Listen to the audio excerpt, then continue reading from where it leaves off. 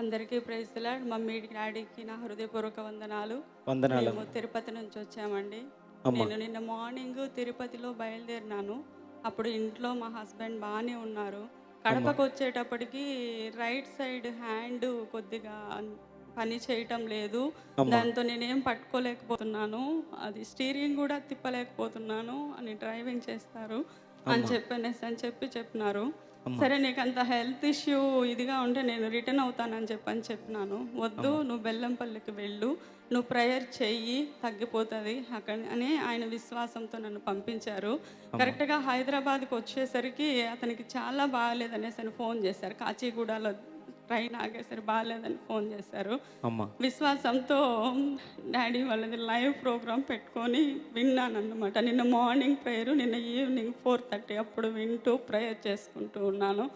నా మనసులోనే అనుకుంటూ ఉన్నాను, దేవా నీవు మాట్లాడిన మాట, ఒక్క మాట చాలు, దిగులు పడకము, భయపడకము, నిన్నే తోడై ఉన్నాను అని చెప్పావు. స్వస్థపరిచి యెహోవా అని నేను అన్నావు దేవా.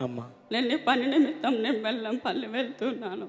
నేను నా హస్బెండ్కి ఎటువంటి ప్రాబ్లం కాకూడదనేసి అన్ని నా మనసులో కూర్చొని నేను ప్రేయర్ చేసుకున్నాను. అద్భుత రీతిగా మేము ఇక్కడ బెల్లంపల్లిలో 10:30కి దిగాం బ్రదర్.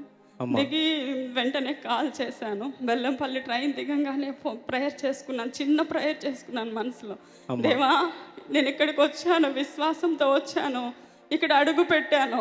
నాకు ఇప్పుడు నేను ఫోన్ చేయగానే నా హస్బెండ్ నా హెల్త్ బాగుందని చెప్పాలి అనేసి అని చెప్పి ప్రేయర్ చేసుకొని ఫోన్ కాల్ చేశాను. చేసిన వెంటనే అద్భుత రీతిగా నేను పెన్ పెట్టి రాయగలిగాను, నేను అన్నం తినగలిగినాను చేత్తోటి, నాకేమి ఇబ్బంది లేదు, స్టీరింగ్ కూడా తిప్పగలుగుతున్నాను హ్యాపీగా. అనంతపురం నుంచి తిరుపతి వరకు తనొక్కరే డ్రైవింగ్ చేసుకొని రాగలిగారు. అంత స్థితిలో దేవాది దేవుడు ఆయన కాపాడి రక్షించారు.